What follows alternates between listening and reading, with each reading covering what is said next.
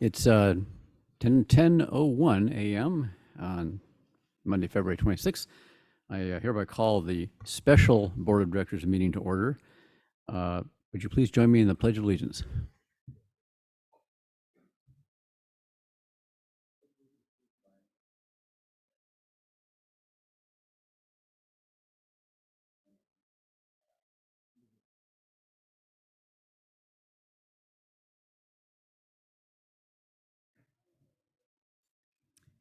See, all 5 members of the Board of Directors are present, and we have a quorum.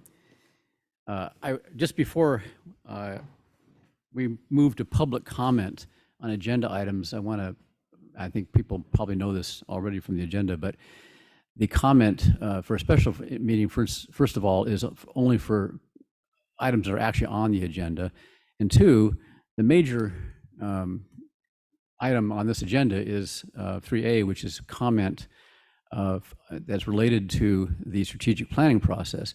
So in the public comment section of this agenda, you will not be talking about that. So this is for things that are on the agenda, other items, but if you're going to have something to say specific to the questions that are, the topics, I should say, that are delineated in the item 3A summary, those 6 items, you should wait till the item 3A comes up. So is there any public comment on items on the agenda, excluding the specific comment areas outlined in item 3A? Anybody in the hall? Ms. Dodson, anyone online? No. And any written comment? No. Thank you. So we'll move right along to our, I think this is probably the major item. We're going to be doing actually this and a finalizing of the agenda for the workshop on March 4th. As you can see from the agenda packet, we had considerable, good, a great response actually from the public, from people who went to our website and submitted comments.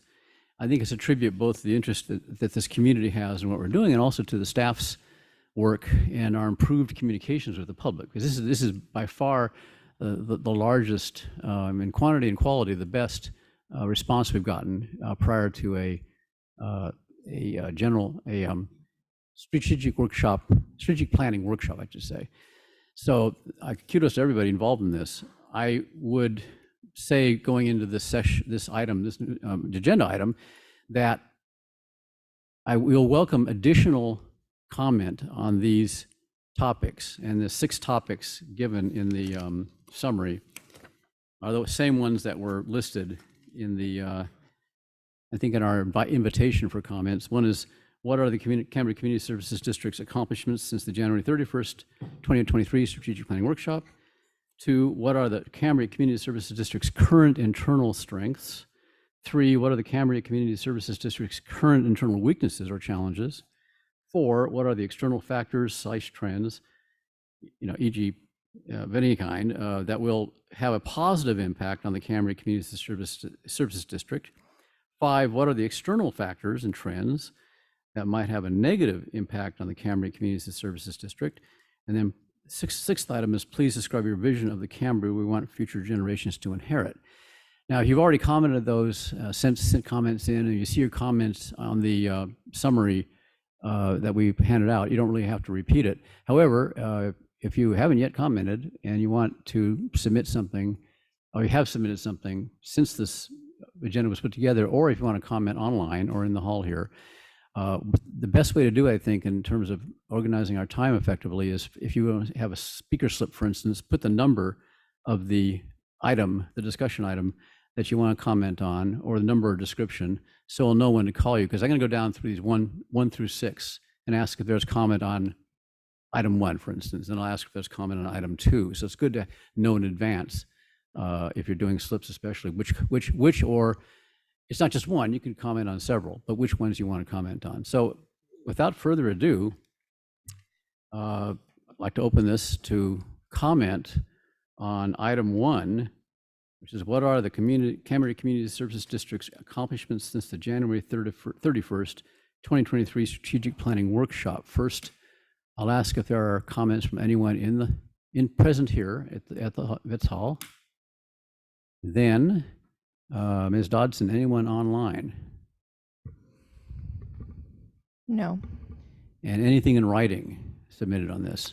I only have 2 comments in writing from Christine Heinrichs, but she's in the room, and I'm Ms. assuming Heinrichs- she'll. Okay. Okay. Yeah, that's good, because it's good to focus the comments on the specific item. So you have none for this one, right? Correct. No. Good, thank you. Okay, number 2. What are the Cambria Community Services District's current internal strengths?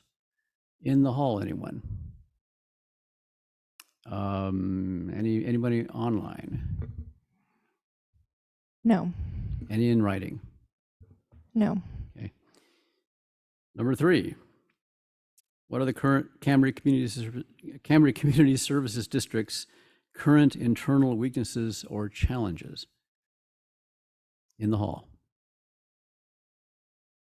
Via Zoom. Yes, Lauren Crosby Swartz, followed by Tina Dickinson. Thank you. Swartz is first. Thank you. Good morning, President Gray and members of the board. This is Crosby. You've received a lot of community input so far related to the CCSD's water supply. Some people feel that we have plenty of water to allow new connections. Some feel that we do not have enough water. The problem really is that the district doesn't actually know how much water it has, particularly with the operation of the WRF. We're not in a drought right now, and so running the WRF doesn't really prove how it would perform in a drought. So that leaves, really, there's only one option that we can do right now to try to clarify this matter, and that is to run some computer groundwater models to isolate how much water is actually added by the WRF. I've submitted a detailed description of what needs to be done to the general manager and the utilities manager. Haven't gotten too much response back, and I don't know if any action is being taken. But that's what needs to be done. Some of the claims that are in the project description and in the 2020 Urban Water Management Plan are not actually supported by facts, and this is a problem, and it's going to continue to be a problem until the district resolves this. They need to really grab this thing and try to resolve once and for all, how much water does the WRF add to our supply? I hope as a minimum that the general manager and the utilities manager have discussed this with our hydrologist, Mr. Gassiers. I'm sure he could add some facts to this discussion, and also could suggest some of the model runs that need to be done. That's my comment. Thank you. Thank you, Mr. Swartz. Ms. Dickinson?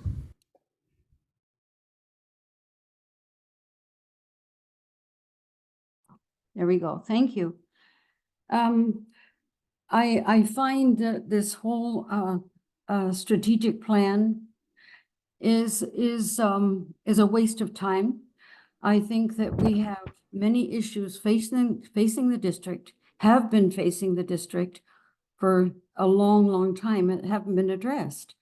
And I refer to, you may say, the board may say, well, we are looking into this, it is ongoing, but the main water line that broke in 2021, still not resolved.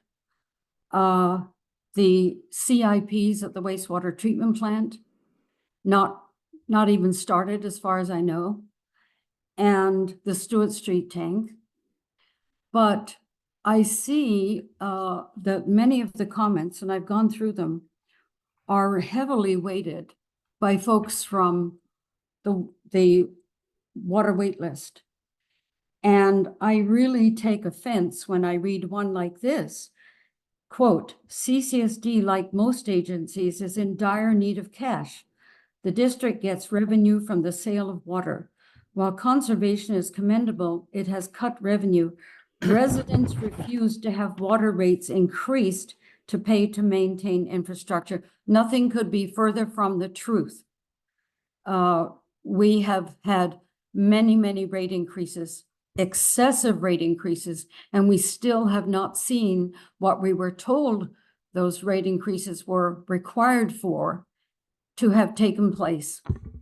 And I just find this absolute a waste of time. Tomorrow morning, we have another meeting with a special meeting of the Finance Committee to talk about some very interesting items that are being proposed. Sorry, I think you've got to really look at the water wait list. You have to look at the moratorium. You don't have the water yet.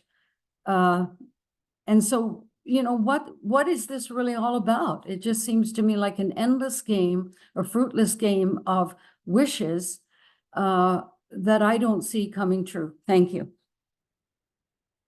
Thank you, Ms. Dickinson. Anyone else to comment? Any written comments? No. Thank you. So we'll move on to item 4, topic 4. What are the external factors or trends, such as economic, political, technological, health, and environmental, that will or might have a positive impact on the Cambria Community Services District? First of all, anyone in the hall wish to speak? Ms. Dodson, anyone online? No. Any written comment submitted? No. Thank you. Thank you. Number 5, what are the external factors or trends, such as, again, the same, any number of things, economic, health, technological, political, or environmental, that will or might have a negative impact on the Cambria Community Services District? Again, anyone wish to speak who's present here? Ms. Dodson, anyone on the Zoom? Yes, Lori and Crosby Swartz. Laura or Crosby, please. Yes, good morning, Mr. Gray and everybody. This is Laura Swartz this time. I just want to make a statement because I see this as a potential threat to Cambria. And my husband and I, you know, Crosby's, we've been homeowners here since 2008. And what I see in the community right now, there's a lot of people out there that did not have the experience that we did of 2014-15 with the water crisis. And so they didn't understand what we're going through, and they keep pushing some ideas that seem to be threatening. They didn't experience, you know, the shower. We couldn't take showers. That was inconvenient. We couldn't flush as required. That was ugly. And the thing is, then we brought in honey huts, and the commercial people got very upset about that. So, I mean, we're facing some threats here. And until this machine, I'll just call it a machine, proves that it has enough water at a reasonable cost, you know, we're in danger of going back to where we were before. I mean, if you go ahead and expand our population, and then we have another drought again, and the machine hasn't proven itself, or it's so costly, now we're going to be in really big problems. But wait, there's more. Okay, the thing is, you also need to consider, if you go after all this stuff vigorously, to raise the connection fees, because we, the homeowners, have been paying millions, and I mean literally millions, over the years to beef up this infrastructure that other people are going to tie into. So to me, we need to raise the connection fees if there are any. The other thing too, okay, any growth-inducing project is going to trigger the BRP, the Build-Out Reduction Plan. So these are the factors that I would hope that the board and all of the staff really look at before they push in any direction and threaten Cambria as it is now. So that's, you know, I could go on, but I think I just made points. I don't want to threaten Cambria as it is. Please keep us intact. Thank you. Thank you, Ms. Schwartz. Anyone else online? Yes, Tina Dickinson. Ms. Dixon? Thank you. Another bullet point that I saw in the comments, quote, Cambria and all of California are no longer facing a drought. Long-term weather forecasts may suggest increased precipitation for our region for the foreseeable future. Those of us who have lived in California for decades, have experienced extreme drought. That's what led to the EWS being put in place in the first place in 2014.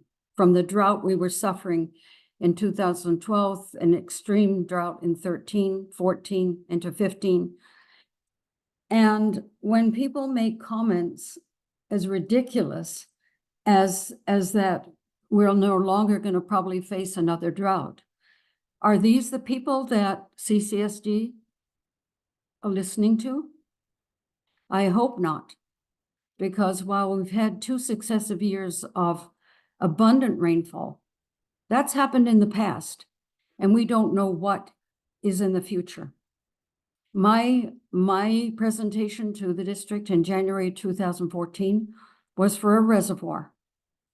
That's what we sorely need still, and yet no movement to something that falls from the sky, free, that could have been done, but nothing has been done, and millions more in excess of the loan of 13.4 million, in excess of the 4.3 million from the state, have been spent and continue to be spent on this project that has not given us a single drop of water. Thank you. Thank you, Ms. Dickinson. Anyone else online? No, Any comments in writing? no. Thank you. Going on to our final item. Is please describe your vision of the Cambria we want future generations to inherit. I think Ms. Heinrichs was going to speak, right? Yeah.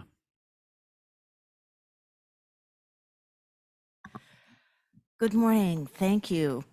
Always my favorite subject. I just feel like Cambria could be a model community. We just have everything we need here. Such a wonderful location and really wonderful population. Moving forward, to support your strategic goal for water, to meet the ongoing challenges of effectively and reliably managing water resources in our sensitive ecosystem, the district should make resolving the Coastal Commission's notice of violation dated April 19, 2022 a priority. Resolving the issues raised in the NOV is crucial to other water use planning. The NOV found that the district is extracting too much water to maintain adequate water levels, with resulting impacts to fisheries and riparian vegetation. It charges that the district's extraction of water from Santa Rosa Creek wells violates its CDP. It also violates the county's LCP. It states that studies show that both of these creeks are significantly suffering. The excessive extractions are also damaging fisheries, riparian, and other habitat. Lacking biological studies leaves the district lacking documentation of change, either for better or worse. We're still waiting for those biological studies that were due a year and a half ago. CCSD is in violation of its CDP on both these points that has led for decades and is continuing to lead to unpermitted and significant resource impacts, the NOV says. The Coastal Commission has not pursued resolution of this NOV in an informal arrangement so long as the district does not issue any more intent to serve letters. While that provides a temporary solution, the NOV should be resolved and entirely satisfied.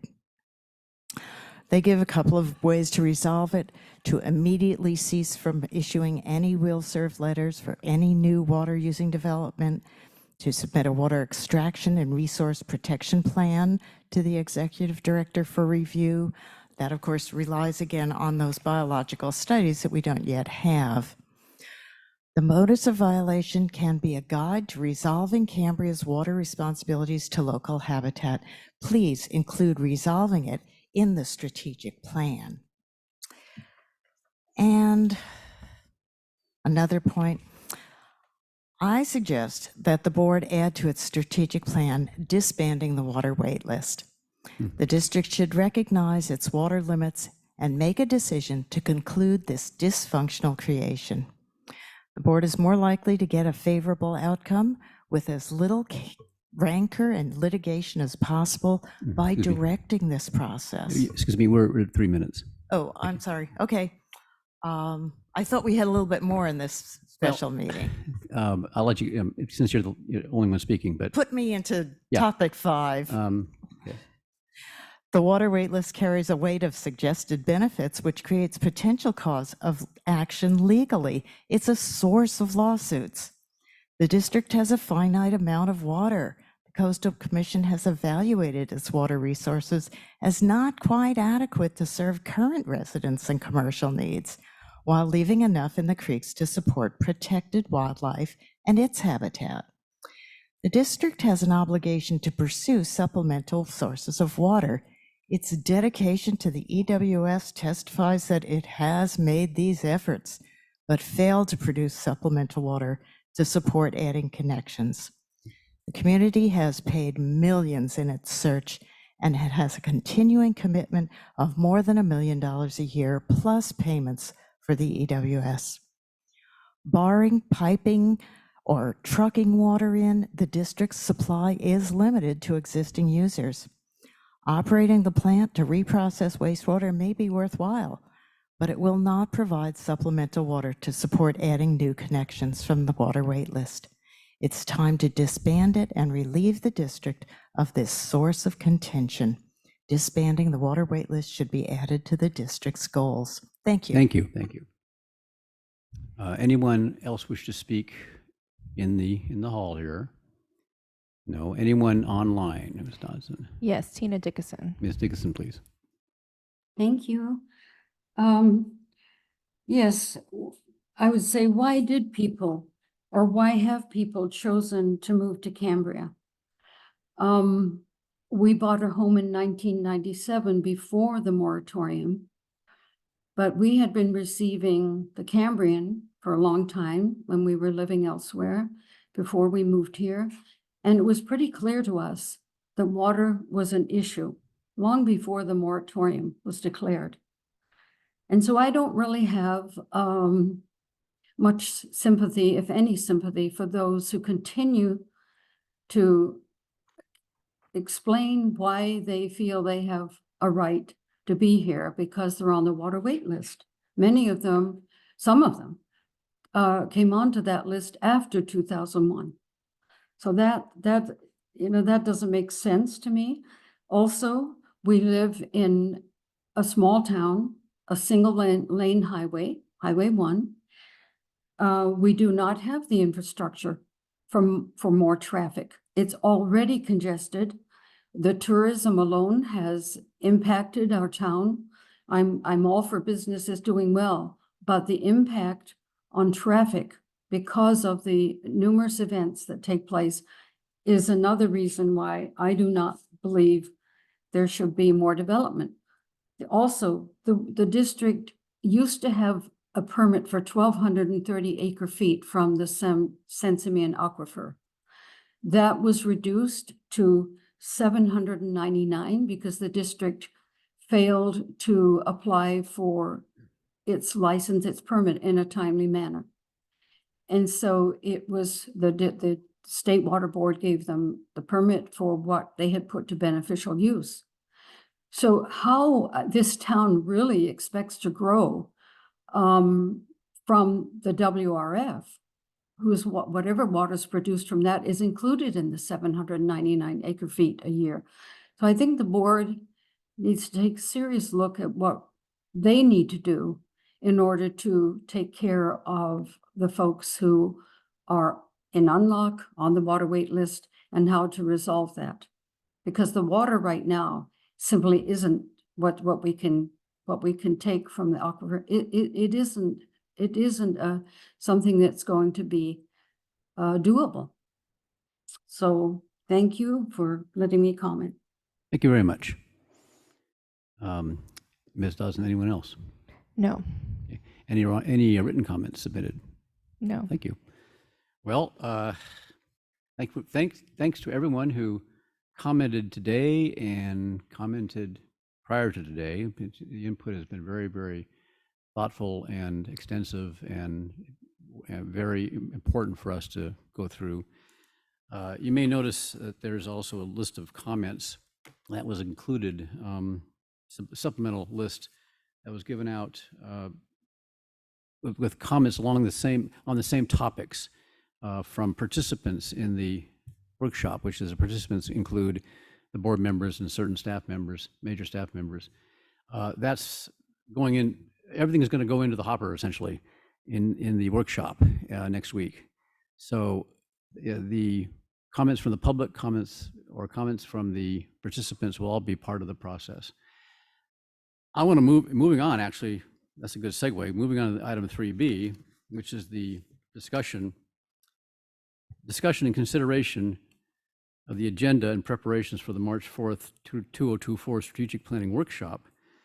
I want to basically, I think, open it up to the members of the ad hoc committee who have prepared this agenda and prepared this event, essentially, to maybe introduce it, or maybe if you want, if Mr. McElhenney wants to say anything before that. Your usual role is introducer of staff items. Thank you, President Gray. Yeah. You've been doing a good job, so I didn't want to Okay, step in. okay, So, yeah. but yes, agenda item 3B, discuss and consider the agenda and preparations for the March 4th Strategic Planning Workshop. There's no fiscal impact, and it's recommended the Board of Directors discuss and consider the agenda and preparations for this strategic planning workshop that is to be attached, to be held on March 4th. Yeah, thank you. Members, Director Dean and Director Thomas were the committee that prepared it. Do either of you want to say anything to? Okay, let Director Thomas. Director Thomas, go ahead.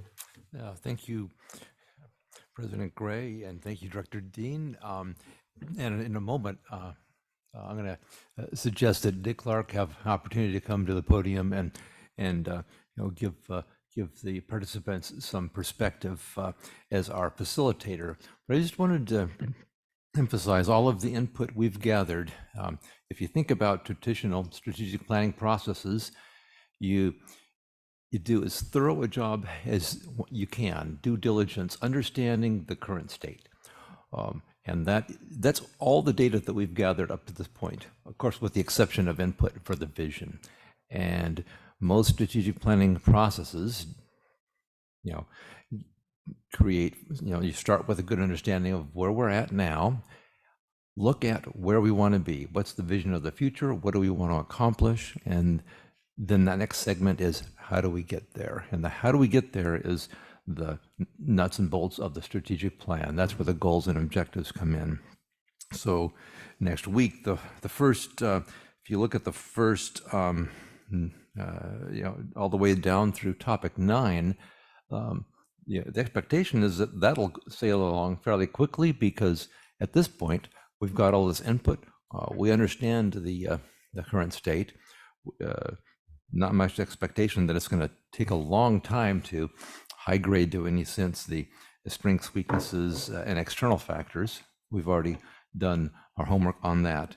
There will be a substantial discussion on that, but then next, diving into the vision, that will probably take a little more work because this will be establishing the vision, a vision for Cambria for the first time.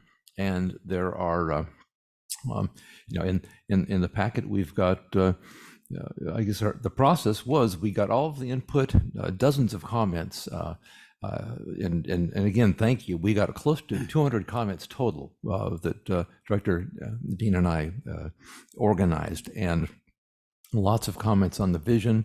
We boiled that down to a paragraph, and several of the workshop participants for next week suggested alternative vision statements, and so we'll dig into that, and no doubt Dick will lead us through a wild and woolly and productive discussion on that. And then you see item 11, the core values. Like, why are we reopening the core values? That tends to be driven by the vision of any organization. So it seemed logical, even though this is not a major update,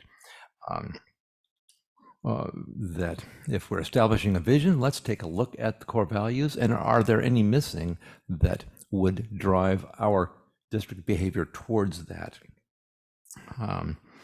And, and also on the subject of major versus minor update, every 3 years the district, plans a major update. If at any time, and there is some discretionary language in the process, that at any time it's clear that the environment we're operating in has changed substantially. Some step change in technology or external factors are usually what drive that. Then immediately the board would react with a major strategic update. We've all looked through the input we've received from the public, and while the wording is different and it's organized differently, there's nothing in that set of data that anyone would consider a step change, things we hadn't seen a year ago or 2 years ago. Then we get to topic 12, and my guess is that's the bulk of the meeting next Monday. Is all right, now we've got the goals. We're not creating new goals, but within the goals and the framework we have, let's define the objectives for the coming year. And that's where I expect we'll have some substantial work, and then the follow-up. And with that context, anything to add, or should we have Dick, because we'll ask, is that, for Dick to explain so how are we going to do that next week? I think you did a thorough job of covering it. Thank you. And the way that we're doing this strategic plan workshop, the preparation for it is a little bit different than it has been in the past, because in the past, we've had a meeting just a couple of days prior to doing the workshop for public comment. And we've received very little public comment. So putting this out into the public way ahead of time, I think gave the public a lot more opportunity for input and a lot more time for those of us involved with the workshop to absorb what the public has said and to take it into consideration as we move forward. So I think for future workshops, we need to do this as well, because we are here to serve the community and we need to hear what the community has to say. And that's what we were trying to do. And I'm amazed at how much input we had. I think we had about 50, close to 50, I think Ms. Dodson said. 47. 47 members of the community sent in almost 200 comments on this, in this questionnaire. And we got quite a bit of input from the workshop members as well. So I think we've got a lot to consider as we go forward. And I appreciate everybody's input. And I think Mr. Clark has something to add to this. We probably should remind people that this is the public comment period for next Monday. Next Monday is the actual workshop, and we will not be taking additional public comment. I wanted to clarify that too, that the way this is structured is that it would be an open meeting. So there will be opportunities for the public to view what's going on. But the public comment, as Director Dean says, for that meeting is going to be today, and it's really basically been conducted. And the meeting itself will be held, I think, in the adjoining room, right? No, here. Oh, here. It'll be held here. Good. Around a table, however, we'll be around a table, and there'll be seating, sort of in the halo around the table for people to sit to watch, but there will be no public comment, actually. And I guess since Mr. Clark is up here at the podium, I would like to introduce him, and also maybe you could elaborate a little bit on the procedure, how that works. Dick Clark is a very, very important member of the Cambria community, and I don't know if I can go into detail about the many things he's involved in the Cambria Community Council, most notably maybe. He's also been involved in some of the ad hoc work that Director Farmer and I did just recently on the Vets Hall and what to do with it. And he has a multitude of involvements in various nonprofits and other groups in Cambria. So he's very, very well qualified for this job. And he can maybe say a little bit more about his professional background too, which also is relevant. But without further ado, I introduce Dick Clark. Thank you, President Gray. Yeah. Where is it going to start? I'd really like to thank the directors for this opportunity. I did seek it out, And the reason I wanted to do this, because you represent a microcosm of the community. We have 5 independent thinking directors with one goal, and it's what's best for Cambria. And I want to be part of this process because I am active in the community. So I do thank you. For the community that has submitted 200 comments and stuff, I've looked at them. My background has been with United Parcel. I spent almost 30 years with UPS. I spent 10 years working on strategic plans when I was the industrial engineering manager in Southern California, Kentucky, and Indiana. I spent my last 7 years working for strategic planning. This had been the late 80s and 90s when we were implementing what I call the electronic clipboard, or the acquisition device to go digitally. So I was involved in the planning. I ran a messenger service where we did the beta testing. So we did all the testing in the messenger area before we implemented. Then I was on the implementation. I'm a firm believer of plans. When I worked for UPS, my tagline was, make a good plan, then execute it. And the strategic plan comes into that area. At UPS, we used a 5-year and a 10-year plan. Because out there at 10 years, we had to decide where was that building going to be, and you had to work backwards on land acquisition permits. We had to, estimate the drivers, which size package cars. So my mind thinks in planning. So that's where I hope to take you. As Michael said, the meat of the meeting's in number 12. So we're going to hustle through where you said preview. We're going to do quick reviews or previews. You've probably got enough material here for a week meeting. I'm going to try to shove 6-7 hours material into 5. So we're going to move quickly. I'm going to run it as a business meeting.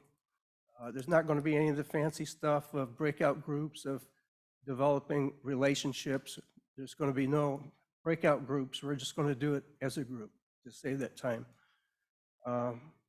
The ad hoc committee has given us all the information we need. This is better than we could do on our own, sitting around the table next week. That's pretty much what I've got. I just, again, thank you for the opportunity. It's going to be fun. There was more for the staff. I'm very biased toward the staff. I need you to come prepared. We're going to be talking about objectives. I don't think the 3 years is enough. We're coming into this election in November. We have 20 years of experience here. 16 of those years are up for re-election. So things are going to be different come December 4th. So if Vice President Scott is president, we have to make sure we give her a plan. So smooth is seamless is what we're looking for. Yeah. So what I need you to do when we work on these objectives, make sure you come prepared with, I have the right manning, I have the equipment to meet these objectives. If I need help, we know it. We can't help you as a community if you don't have the tools, the manning, or whatever might hold us up. But we want you to be successful in reaching that objective. Okay. That's all I've said enough. Okay. Thank you, Mr. Clark. You're welcome. Any questions from the board, just for Mr. Clark? Okay, we'll catch them later. Thank you very much. That was a good rundown, and it also shows that the value of the work that the ad hoc committee did in developing. They not only developed a specific agenda, but they developed a whole calendar for the lead up to the agendas. We've had 2 meetings at which we had there were a section devoted to comment on this item, on this workshop, and of course the extended period of time when we were inviting comment on the website. And this is all the doing of our ad hoc committee, Director Dean and Director Thomas. So I want to really give them a shout out for their work, because this process has been greatly improved from the past, and I think it's going to be a much more productive workshop because of that. And on the agenda itself, I think this is a discussion and consideration item. So I have two requests. One, I guess, any board members who have anything they want to tweak or change in the agenda, suggest it now. We can, I don't see any need to change it, but if you have any suggestions for alterations or improvements, and then we'll have a motion to approve it. Dr. Thomas.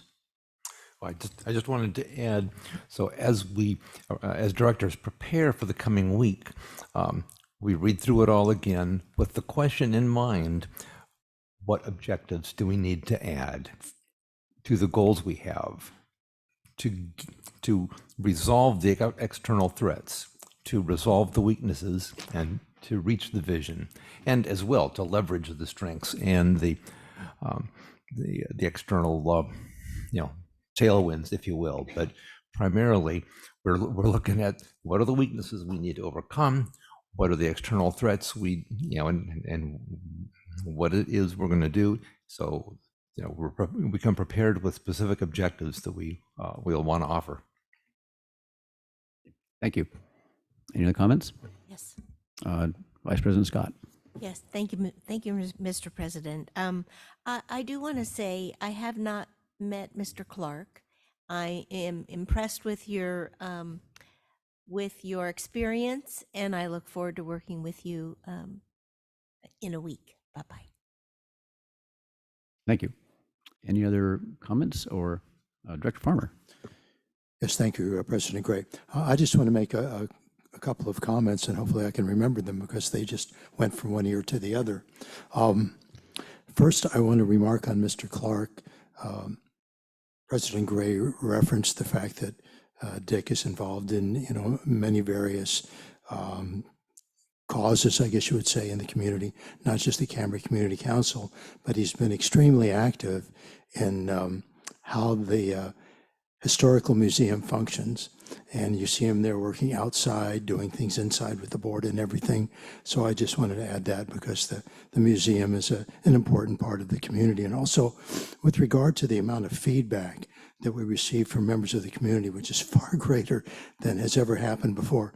And I think it has a lot to do with all of the changes that have taken place at the district in this past year, from having a new general manager, Mr. McElhaney, from the new board members and how active they've been, just being more visible on social media, being more involved here. I think the fact that everything has been upgraded, I guess you could say, with regard to those of us that are involved with the district, has a lot to do with why we've gotten a lot more feedback.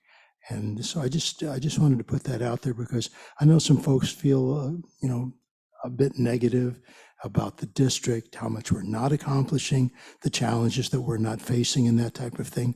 I'd like to think that we're doing, well, I've said this before, that we're doing the best that we can moving forward.